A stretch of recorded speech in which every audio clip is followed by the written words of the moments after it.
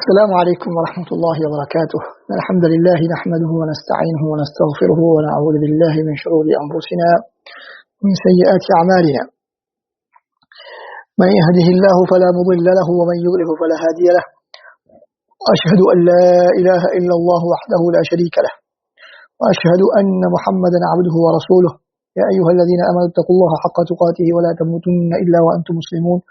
يا أيها الناس اتقوا ربكم الذي خلقكم من نفس واحدة وخلق منها زوجها وبث منهما رجالا كثيرا ونساء واتقوا الله الذي تساءلون به والأرحام إن الله كان عليكم رقيبا. يا أيها الذين آمنوا اتقوا الله وقولوا قولا سديدا يصلح لكم أعمالكم ويغفر لكم ذنوبكم ومن يطع الله ورسوله فقد فاز فوزا عظيما. أما بعد فإن أصدق الحديث كتاب الله وخير الهدي هدي محمد صلى الله عليه وسلم وشر الأمور محدثاتها وكل محدثة بدعة وكل بدعة ضلالة. அன்பிற்கும் மதிப்புக்கும் உரிய இஸ்லாமிய சகோதரர்களே அல்லாஹ்வின் அடியார்களே, நமது ஹதீஸ் கலை கற்கை நெறியினுடைய இறுதி வகுப்பாகிய 9வது அமர்விலே நாங்கள் இருந்து கொண்டிருக்கின்றோம். இன்று நாம் ஒரு ஹதீஸ் கலையிலே உள்ள ஒரு முக்கியமான விடயத்தை புரிந்து கொள்வதற்கு முயற்சி செய்வோம் இன்ஷா அல்லாஹ். அதுதான் ஹதீஸ்களை முத்தவாத்திர் ஆஹாத் என்று பிரிப்பது சம்பந்தமான சில தெளிவுகள். அன்பந்த சகோதரர்களே, நாங்கள் ஏற்கனவே ஒரு ஹதீஸ் ஆதாரபூர்வமானதா இல்லையா என்பதை தீர்மானிப்பதற்கான 5 நிபந்தனைகள் இருக்கின்றன என்பதாக நாங்கள் பார்த்தோம். அவ்வாறு பார்க்கும் பொழுது நாங்கள் அந்த ஹதீஸ் முத்தவாத்திராக இருக்க வேண்டும், ஒரு ஹதீஸை ஆதாரபூர்வமானது என்று தீர்மானிப்பதற்கு அது முத்தவாத்திராக இருக்க வேண்டும் என்றோ அல்லது ஆகாதாக இருக்கக்கூடாது என்றோ அல்லது ஆகாதாக இருக்க வேண்டும் என்றோ எந்த ஒரு விடயத்தையும் நாங்கள் பேசவில்லை. எனவே ஒரு ஹதீஸை ஆதாரபூர்வமானது அல்லது ஆதாரபூர்வமற்றது என்று தீர்மானிப்பதில் இந்த முத்தவாத்திர் ஆகாது என்பதற்கு எந்த விதமான தாக்கமும் கிடையாது என்பதை நாங்கள் புரிந்து கொள்ள வேண்டும். அப்படி என்றால் முத்தவாத்திர் ஆகாது என்று சொல்லப்படக்கூடியதனுடைய விளக்கம் என்ன? முத்தவாத்திர் என்று சொன்னால் அரபு மொழியிலே பொதுவாக பிரபலமான, யாராலும் மறுக்க முடியாத, எல்லோருக்கும் மத்தியிலே எல்லோருக்கும் தெரிந்த ஒரு உண்மைக்கு சொல்வார்கள். எல்லோருக்கும் தெரிந்த ஒரு பரவலான ஒரு தகவல், எல்லோராலும் ஏற்றுக்கொள்ளப்பட்ட ஒரு விடயம், அதற்குத்தான் முத்தவாத்திர் என்பதாக சொல்வார்கள். உதாரணத்துக்கு நாங்கள் சொல்வதாக இருந்தால், இன்று சவுதிக்கு வராத ஒருவர், சவுதி என்ற ஒரு நாடு இருக்கிறது, அல்லது இந்தியாவுக்கு செல்லாத ஒருவர், இந்தியா என்ற ஒரு நாடு இருக்கிறது என்றெல்லாம் நம்புவது எதனை வைத்து என்றால், இந்த முத்தவாத்திர் மறுக்க முடியாத அளவுக்கு எல்லோரும் ஏற்றுக்கொண்ட ஒரு எல்லோருக்கும் மத்தியிலே பிரபலமான ஒரு செய்தி. அதை தவிர உள்ள ஏனைய விடயங்கள் சிலரால் சொல்லப்படக்கூடிய விடயங்கள். ஒரு இடத்திலே இப்படி ஒரு நிகழ்வு நடந்தது என்று சிலர் வந்து சொன்னால், அந்த நிகழ்ச்சியிலே கலந்து கொண்ட ஒரு 2-3 பேர்கள் சொன்னால் அது என்ன, அது முத்தவாத்திர் அல்ல. ஒருவர் சொன்னாலோ அல்லது 2 பேர் சொன்னாலோ 3 பேர் சொன்னாலோ அது முத்தவாத்திராக கருதப்பட மாட்டாது.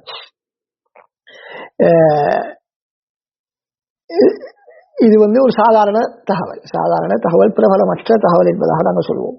பலர் வந்து சொல்லும் பொழுது அதனை நாங்கள் முத்தவாத்திர் என்பதாக தான் பொதுவாக நமது நடைமுறையிலே உள்ள அதற்குத்தான் இந்த முத்தவாத்திர் ஆகாது என்று சொல்லுவோம். அப்படி என்றால் முத்தவாத்திர் என்று சொன்னால் பிரபலமான ஒரு தகவல், யாராலும் மறுக்க முடியாது. அதனை மறுப்பவரை நாங்கள் அவருக்கு ஏதோ கோளாறு இருக்கிறதாக என்பதாக நாங்கள் சந்தேகிப்போம். ஆனால் ஆகாது என்பது அப்படி அல்ல. சிலர் சொல்லக்கூடிய ஒரு விடயம், மறுத்தாலும் நாங்கள் அதற்கு சில நியாயங்கள் இருக்கலாம் என்று ஏற்றுக்கொள்வோம். இதுதான் பொதுவாக நடைமுறையிலே உள்ள முத்தவாத்திர் ஆகாது. ஹதீஸ்களை பொறுத்தவரையில் நாங்கள் பார்த்தோம், ஹதீஸ்களிலே அறிவிப்பாளருக்கு மத்தியிலே முரண்பாடுகள் ஏற்படக்கூடிய நேரத்திலே அதை நாங்கள் எவ்வாறு தீர்மானிப்பது என்பதை நாங்கள் ஏற்கனவே பார்த்திருக்கிறோம். அந்த அறிவிப்பாளருடைய நம்பகத்தன்மையை வைத்து, எந்த அளவுக்கு அவருடைய நம்பகத்தன்மை உறுதியானது என்பதை வைத்து நாங்கள் முடிவு செய்வோம். நம்பகத்தன்மை கூடியவருடைய அறிவிப்புக்கு முன்னுரிமை கொடுப்போம், குறைந்தவருடைய அறிவிப்பை நாங்கள் அதனை நாங்கள் ஒதுக்கி வைப்போம். அதே போல நம்பகமான பலர் அறிவிக்கக்கூடிய தகவலுக்கு நாங்கள் முன்னுரிமை வழங்குவோம் பொதுவாக, அல்லது சிலர் அறிவிப்பதை விட என்ப விடயங்களை எல்லாம் நாங்கள் பார்த்தோம். ஆனால் இந்த முத்தவாத்திர் ஆகாத் என்பதன் மூலமாக சொல்லப்படக்கூடிய விடயம் என்னவென்றால் ஹதீஸ்களிலே இது இன்று சொல்லப்படுவதனுடைய விளக்கம் என்னவென்று சொன்னால், இந்த முத்தவாத்திர் ஆஹாத் என்று சஹாபாக்களோ அதற்கு பின்னால் வந்த ஹதீஸ்களை அறிஞர்களோ ஹதீஸ்களை தரம் பிரிக்கவில்லை. மாற்றமாக இது பிற்காலத்திலே உருவாக்கப்பட்ட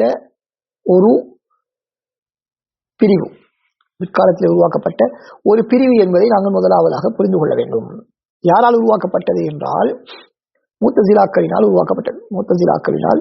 உருவாக்கப்பட்ட வாசில் பின் அத்தா என்று சொல்லப்படக்கூடியவர் தான் முதலாவதாக இந்த சிந்தனையை உருவாக்கியவர் என்பதாக சொல்லப்படுகிறது. இருந்தாலும்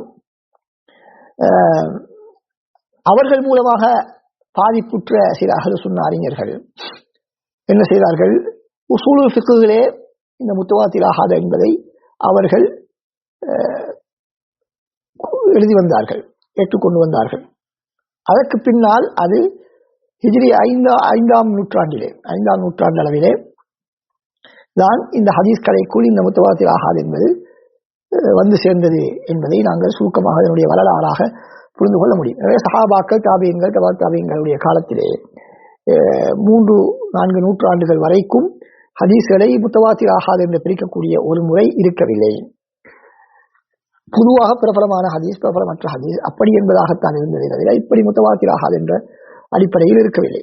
ஆனால் முத்தசிலாக்கள் தான் அதனை உருவாக்கினார்கள். முத்தசிலாக்கள் 3 முக்கியமான வேலைகளை இதிலே செய்தார்கள். என்ன செய்தார்கள் என்றால், பொதுவாக பிரபலமான எல்லா ஹதீஸ்களையும் அறிஞர்கள் மக்களுக்கு மத்தியிலே பல அறிவிப்பாளர்கள் செயல் மூலமாக வரக்கூடிய ஹதீஸ்களை பிரபலமான ஹதீஸ்கள் என்று அறிஞர்கள் பொதுவாக ஏற்றுக்கொள்ளக்கூடிய வளமை ஒன்று இருந்தது. ஆனால் இந்த முத்தசிலாக்கள் என்ன செய்தார்கள் என்றால், முத்தவாத்திர் என்ற ஒரு ஹதீஸ் வகை ஒன்றை உருவாக்கி அதற்கு இதுவரைக்கும் சஹாபாக்களோ தாபீன்களோ சொல்லாத பல்வேறு நிபந்தனைகளை அவர்கள் சொன்னார்கள். அவர்கள் முதலாவதாக அது எத்தனை பேர் சொல்ல வேண்டும் என்பதிலேயே இருந்து ஆரம்பித்தால் அதிலேயே பல கருத்து வேற்றுமைகள், 4 பேரா, அது 10 பேரா, 15 பேரா, 20 பேரா, 40 பேரா என்பதிலே கருத்து வேற்றுமை இருக்கிறது. எனவே அப்படியான எந்த நிபந்தனைகளையும் ஹதீஸ் அறிஞர்கள் ஆரம்ப காலத்திலே வைக்கவில்லை. இத்தனை பேர் தான் ஒரு ஹதீஸை அறிவித்தால் அதை நாங்கள் ஏற்றுக்கொள்ள முடியும், அது பலமானது இணையர்களை விட, அப்படி என்பதாக யாரும் அறிஞர்கள் எண்ணிக்கை குறிப்பிடவில்லை. அதே போல அவர்கள் எல்லோருமாக சேர்ந்து பொய் சொல்வதற்கு வாய்ப்பு இருக்கக்கூடாது என்ற ஒரு நிபந்தனையும் அவர்கள் அதிலே உள்ளடக்கினார்கள். அப்படி பொய் சொல்வதற்கு வாய்ப்பு இருந்தால் அதை நாங்கள் ஏற்றுக்கொள்ள மாட்டோம். அப்படி என்றால் பொய் சொல்வதற்கு வாய்ப்பு இருந்தால் என்று சொன்னால், ஒரு குறிப்பிட்ட பிரதேசத்திலே உள்ள ஒரு 10-15 பேர் ஒரு தகவலை சொன்னால் அவர்கள் ஏற்றுக்கொள்ள மாட்டார்கள். ஏன்? அவர்கள் எல்லோருமாக சேர்ந்து ஒரு ஹதீஸை பொய் சொல்லுவோம், புதிதாக நாங்கள் ஒரு ஹதீஸ் ஒன்றை உருவாக்குவோம் என்று சொல்வதற்கு வாய்ப்பு இருக்கிறது என்ற காரணத்தை சொல்லி அந்த ஹதீஸை தட்டி விடுவார்கள். எனவே அவர்கள் செய்த இல்லாத புதிய விதிகளை இந்த முத்தவாத்திரிலே அவர்கள் உள்ளடக்கினார்கள்.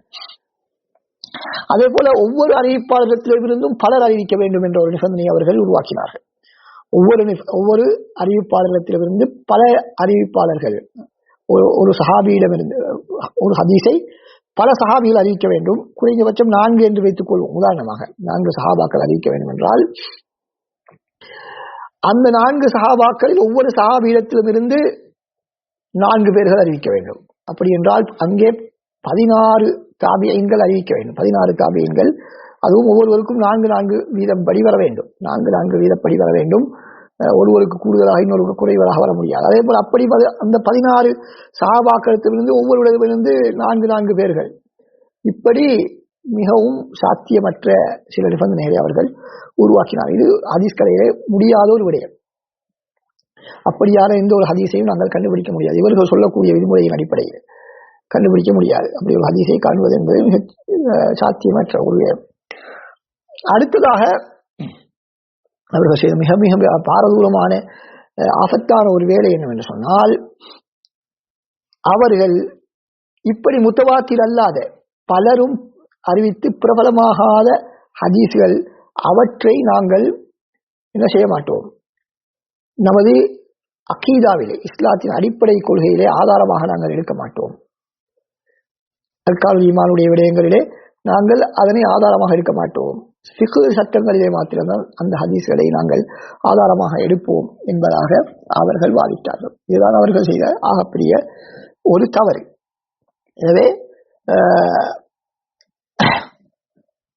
இல்லாத நிபந்தனைகளை இந்த முத்தவாத்திற்கு கொடுத்தது, அதே போல ஃபிக்ஹ் சட்டங்களிலே மாத்திரம்தான் முத்தவாத்திர் அல்லாதவற்றை எடுப்பார்கள், அகீதாவில் முத்தவாத்திரானவற்றை மாத்திரம்தான் எடுப்போம் என்ற அவர்களுடைய வாதம் மிகவும் தவறானது. இதுதான் அவர்கள் உருவாக்கிய மிக பயங்கரமான ஒரு விடயம்.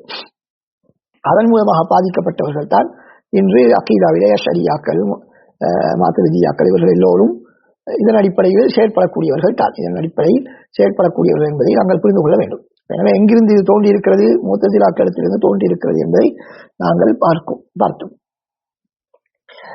இப்பொழுது நாங்கள் இது சம்பந்தமான அறிஞருடைய கருத்துக்களை நாங்கள் பார்க்கக்கூடிய நேரத்திலே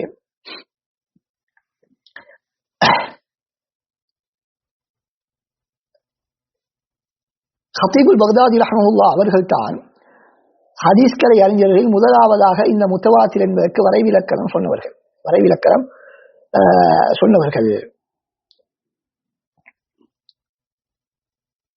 இப்னு ஸலாஹ் ரஹ்மத்துல்லாஹ் அவர்கள் ஹதீஸ்கலையில மிக மிக பாண்டித்யம் பெற்ற மிகப்பெரிய ஒரு அறிஞர். அவருடைய நூல் தான் முகத்திமா என்ற நூல் தான் ஹதீஸ்கலையினுடைய அடிப்படையாக மைய நூலாக காணப்படுகிறது. அதனை சூழலான அனைத்து பலவிதமான நூல்கள் தொகுக்கப்பட்டிருக்கின்றன. அவர்கள் என்ன சொல்கிறார்கள், முத்தவாத்திர் என்று சொல்லப்படக்கூடிய இந்த வகை ஹதீஸ்கலை அறிஞர்களுக்கு மத்தியிலே ஒரு அறிமுகமான ஒரு விடயம் அல்ல. இதனை சொன்னவர் ஹதீஸ்கலையிலே முதலாவதாக இதனை சொன்னவர் இமாம் ஹத்தீபுல் பக்தாதி ரஹ்மத்துல்லாஹ் அவர்கள். அவர் இதிலே ஹதீஸ்கலையிலே உள்ளவர்கள், ஹதீஸ்கலை அறிஞர்களை பின்பற்றியவர் அவர் சொல்லவில்லை. ஏனென்றால் ஹதீஸ்கலை அறிஞர்களுக்கு மத்தியிலே அவர்களுடைய அந்த துறையிலே இந்த முத்தவாத்திர் என்பது கிடையாது. அவர்களுடைய அறிவிப்புகளை நாங்கள் எடுத்துக்கொண்டால் அதிலே இந்த முத்தவாத்திர் என்று இந்த முத்தகல்லிமூன்கள் அல்லது முத்தசிலாக்கள் சொல்லக்கூடிய அந்த வரவிலக்கணத்தின்படி ஹதீஸ்களை நாங்கள் காண முடியாது. மிக கஷ்டப்பட்டு நாங்கள் தேடினால் மன் கதப அலைய முத்தஅம்மிதன் ஃபயதபவ்வஅ மக்அதஹு மினன் நார் என்று சொல்லப்படக்கூடிய என் மீது யாராவது வேண்டுமென்றே போய் சொன்னால் அவர் தனது இருப்பிடத்தை நரகத்தில் எடுத்துக் கொள்ளட்டும் என்ற ஹதீஸை வேண்டுமென்றால் அதற்கு ஒரு உதாரணமாக கொள்ளலாமே தவிர வேற எந்த ஹதீஸையும் நாங்கள் அதற்கு ஒரு உதாரணமாக சொல்ல முடியாது. ஆனால் அறிஞர்கள், ஹதீஸ்கலை அறிஞர்கள் அந்த முத்தவாத்திர் என்பதை இந்த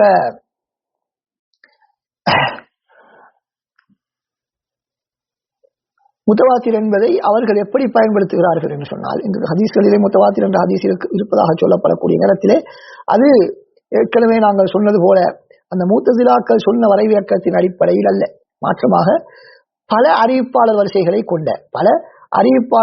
கொண்ட பல நூட்களில் ஒரு ஹதீஸ் பதிவு செய்யப்பட்டிருக்குமானால், அறிவிப்பாளர் வரிசைகளை கொண்ட பல நூட்களில் ஒரு ஹதீஸ் பதிவு செய்யப்பட்டு அதனுடைய அறிவிப்பாளர்கள் பலமான அறிவிப்பாளர்களாக இருந்தால் அது பிரபலமான ஹதீஸ் என்பதாக அறிஞர்கள் சொல்வார்கள். அடுத்ததாக முக்கியமாக நாங்கள் இதிலே புரிய வேண்டிய விடயம் என்னவென்று சொன்னால், பலரும் அறிவிக்கக்கூடிய பல வழிகளில் மூன்று அறிவிப்பாளர் வரிசையை விட அதிகமான வழிகளில் வரக்கூடிய ஹதீஸ்கள் மாத்திரம்தான் மிகவும் பலமானது அல்லது மறுக்க முடியாத அளவுக்கு உண்மையானது, 100% உண்மையானது. ஏனையவைகள் அதிலே பெரும்பாலும் அது ரபியுடைய வார்த்தை தான் வன் என்ற வன்னியிலே அது உள்ளடங்கும், திட்டவட்டமற்ற விடயங்கள் என்பதாக சொல்லுவதும் தவறு. அது முத்தவாத்திரான ஹதீஸ்கள், அதாவது பல அறிவிப்பாளர்கள் வரிசைகளை கொண்ட ஹதீஸ்கள் மாத்திரம்தான் திட்டவட்டமானது, எந்த விதமான சந்தேகத்துக்கும் இடமற்றது. அதை தவிர உள்ள ஆகாதான முத்தவாத்திருடைய பிரபலத்தை அடையாத ஏனைய ஹதீஸ்கள் 3-2 அறிவிப்பாளர் வரிசைகளை கொண்ட ஒரு அறிவிப்பாளர் வரிசையை கொண்ட ஹதீஸ்கள்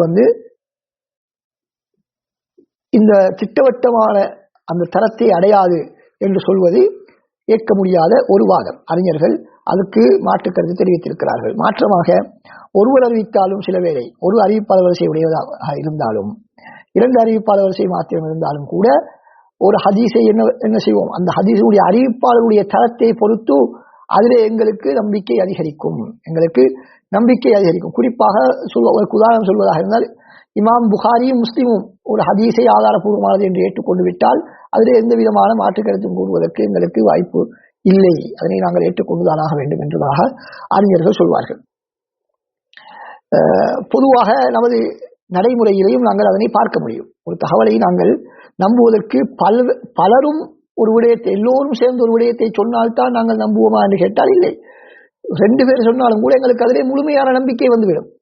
அதே போன்றுதான் ஹதீஸரும் அந்த தகவலை சொல்லக்கூடியவர்கள் யார் என்பதை பொறுத்து என்ன செய்யலாம், அது 100% உறுதியானதா இல்லையா என்பதை எங்களால் தீர்மானிக்க முடியும். உதாரணமாக, ஒருவரை நீண்ட காலமாக நாங்கள் காணவில்லை, அவருடைய குடும்பத்திலே சேர்ந்த ஒருவரிடத்திலே நாங்கள் கேட்கிறோம், இவருக்கு என்ன நடந்திருக்கிறாரா காணல என்று சொல்லும் பொழுது, அல்லது அவருடைய தந்தையிடத்திலே அவருக்கு நெருக்கமான ஒருவரிடத்திலே நாங்கள் கேட்கிற பொழுது அவர் மரணித்து விட்டார் என்று எங்களுக்கு அவர் சொன்னால், அதில் ஏதாவது எங்களுக்கு சந்தேகம் வருமா? ஒருவர் தான் சொல்லி இருக்கிறார், எனவே நாங்கள் ஏற்றுக்கொள்ள மாட்டோம் என்று நாங்கள் யாராவது சொல்லுவோமா? இல்லை, ஏற்றுக்கொண்டுதான் ஆகுவோம். அதே போன்றுதான் ஹதீஸ்களையிலும் அதே போன்ற ஒரு விடயம். உதாரணமாக நாங்கள் எடுத்துக்கொண்டால், ஒருவர் அறிவித்தால், ஒரு அறிவிப்பாளர் வரிசை வந்தால் நாங்கள் ஏற்றுக்கொள்ள மாட்டோம் என்று சொல்வதாக இருந்தால் பல ஹதீஸ்களை நாங்கள் நிராகரிக்க வேண்டி வரும். அதில் மிக மிக முக்கியமான ஒரு விடயம், முக்கியமான ஹதீஸ் தான் இன்னமல் அமால் பின்னியாத். புகாரியில் இடம்பெறக்கூடிய ஒரு முக்கியமான ஹதீஸ். இஸ்லாத்தின் 3இல் 1 அல்லது இஸ்லாத்தின் 4இல் 1 என்று சொல்லப்படக்கூடிய அளவுக்கு பல ஃபிக்ஹினுடைய இஸ்லாமிய சட்டத்திட்டங்கள், பல சட்டத்திட்டங்களின் 70க்கும் மேற்பட்ட பல தலைப்புகளில் பேசப்படக்கூடிய ஒரு விடயம் தான் நீயத் வைக்க வேண்டும் என்பதற்கான ஆதாரமாக இந்த ஹதீஸ் இருக்கிறது. எனவே இந்த ஹதீஸை நாங்கள் எடுக்காவிட்டால் எங்களுக்கு பல இடங்களில் அது பிரச்சனை வந்துவிடும். ஆனால் அந்த ஹதீஸை அறிவித்திருப்பவர்கள் இமாம் சஹாபி உமர் ரலியல்லாஹு அன்ஹு மாத்திரம். உமர் ரலியல்லாஹு அவர்களிடத்திலிருந்து ஹதீஸை அறிவித்தவரும் ஒரே ஒருவர் தான், அவரிடத்திலிருந்து ஹதீஸை அறிவித்தவரும் ஒரே ஒருவர் தான். இப்படி 3-4 சந்ததிகளுக்கு அந்த ஹதீஸை ஒருவர் தான் அறிவித்திருக்கிறார். இன்னமல் அமால் பின்னியாத். ஆனால் அந்த ஹதீஸை எல்லாரும் ஏற்றுக்கொண்டுதான் இருக்கிறோம். அதில் யாருமே சந்தேகம் கொள்ளவில்லை. உமர் ரலியல்லாஹு அன்ஹு மாத்திரம் எப்படி அந்த ஹதீஸ் தெரியும்? அவ்வளவு சஹாபாக்கள் இருக்கும்போது யாராவது கேட்டாங்களா? உமர் ரலியல்லாஹு அன்ஹுக்கு அவ்வளவு மாணவர்கள், அவர்களோட அவ்வளவு தாபியங்கள் இருந்தும் அவருடைய ஒரே ஒரு மாணவருக்கு தான் இந்த ஹதீஸ் எவ்வாறு கிடைப்பது என்று யாராவது சந்தேகப்பட்டோமா? இல்லை. எனவே இது இந்த முத்தஸிலாக்களும் இந்த முத்தகல்லிமீன்களும் பிற்காலத்திலே இஸ்லாத்தில் இல்லாத பல்வேறு விதமான புதிய புதிய கொள்கைகளை உருவாக்கிவிட்டதன் பின்னால் அவர்களுக்கு பல்வேறு ஹதீஸ்களும் சவாலாக அமைந்தன. நபி ஸல்லல்லாஹு அலைஹி வஸல்லம் பல்வேறு ஹதீஸ்கள் அவருடைய கொள்கையை கேள்விக்குட்படுத்தக்கூடிய விதத்திலே சவாலாக அமைந்த பொழுது, இப்பொழுது என்ன தப்புவதற்கு ஒரு வழி இல்லாமல் தம்மை பாதுகாத்துக் கொள்வதற்காக வேண்டி, இலகுவாக தப்பிக்கொள்வதற்காக வேண்டி இந்த ஹதீஸ்கள் எல்லாம் சிலர் மூலமாக அறிவிக்கப்பட்டவைகள். எனவே அவற்றை நாங்கள் எடுக்க முடியாது. முத்தவாத்திரான பல்வேறு வழிகளில் வந்திருந்தால்தான் நாங்கள் ஹதீஸ்களை எடுப்போம். எனவே இந்த ஹதீஸ்களை நாங்கள் ஏற்றுக்கொள்ள மாட்டோம் என்பதற்காக உருவாக்கப்பட்ட ஒரு வாதம் தான் இது என்பதை நாங்கள் புரிந்து கொள்ள வேண்டும். எனவே இந்த முத்தவாத்திர் ஆகாது என்பதை வைத்து ஹதீஸ்களை தரம் பிரிப்பது, ஆதாரபூர்வமானதா இல்லையா என்று தீர்மானிப்பது ஹதீஸ்களை அறிஞருடைய வழிமுறையில் உள்ளதல்ல. அது பிற்காலத்தில் உருவாக்கப்பட்டது. இருந்தாலும் பிற்காலத்தில் உருவாக்கப்பட்ட முத்தஸிலாக்களால் உருவாக்கப்பட்ட அந்த பிரயோகங்களை ஹதீஸ்களையிலும் அறிஞர்கள் பயன்படுத்த ஆரம்பித்தார்கள். ஆனால் ஹதீஸ்களையிலே அறிஞர்கள் பயன்படுத்தும் பொழுது அந்த முத்தஸிலாக்கள் சொன்ன அந்த கருத்தின்படி அவர்கள் பயன்படுத்தவில்லை.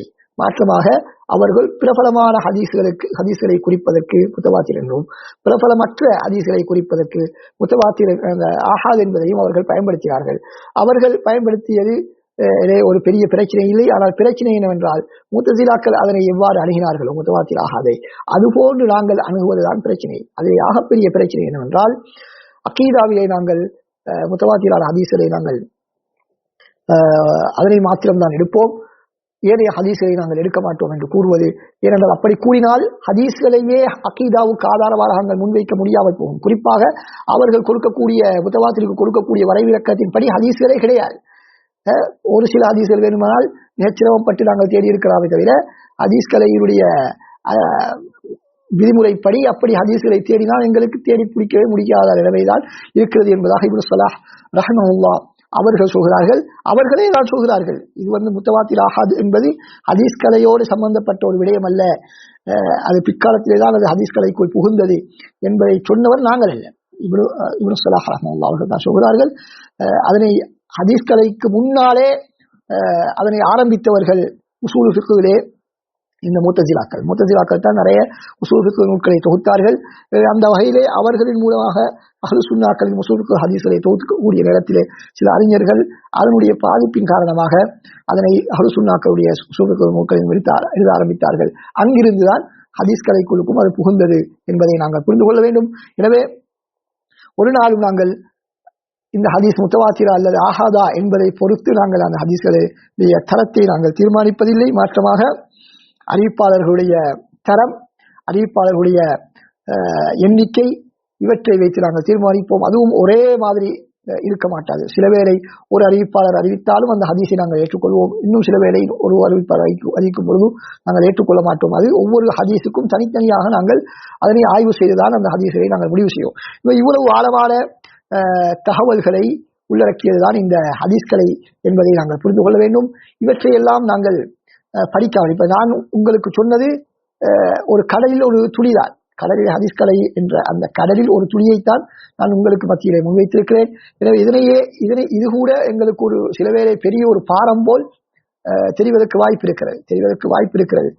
இவ்வளவு விடயங்களையும் நாங்கள் தெரிந்து விட்டுத்தான் இந்த ஹதீஸ்களை சம்பந்தமாக நாங்கள் கேள்வி எழுப்ப வேண்டும். ஹதீஸ்கள் சம்பந்தமாக நாங்கள் கேள்வி எழுப்ப வேண்டும். அறிஞர்களுடைய நூல்களிலே அறிஞர்கள் தவறாக ஹதீஸ்களை பதிந்து வைத்து விட்டார்கள். குர்ஆனுக்கு மாற்றமான ஹதீஸ்கள், பதிவுக்கப்படாத ஹதீஸ்கள், நடைமுறைக்கு உதவாத ஹதீஸ்கள் அறிஞர்கள் பதிந்து வைத்து விட்டார்கள் என்று சொல்வதற்கு முன்னால் இவற்றையெல்லாம் நாங்கள் படிக்க வேண்டும். படித்துவிட்டுத்தான் நாங்கள் பேச வேண்டும். படிக்காமல் நாங்கள் என்ன விடயம் என்பதையே எங்களுக்கு தெரியாமல் நாங்கள் எவ்வாறு எங்களால் ஒரு விடயத்தை விமர்சனம் செய்ய முடியும்? எனவே விமர்சனம் செய்வதற்கு முன்னால் நாங்கள் படிக்க வேண்டும். படித்தால் ஒரு மனிதன் இந்த ஹதீஸ்களை எவ்வளவு ஆழமானது என்பதை புரிந்து கொள்வார். அறிஞர்களை இலகுவாக குறை கூறுவதற்கு முன்வர மாட்டார். ஹதீஸ்களிலே சந்தேகம் கொள்வதற்கு முன்வர மாட்டார்.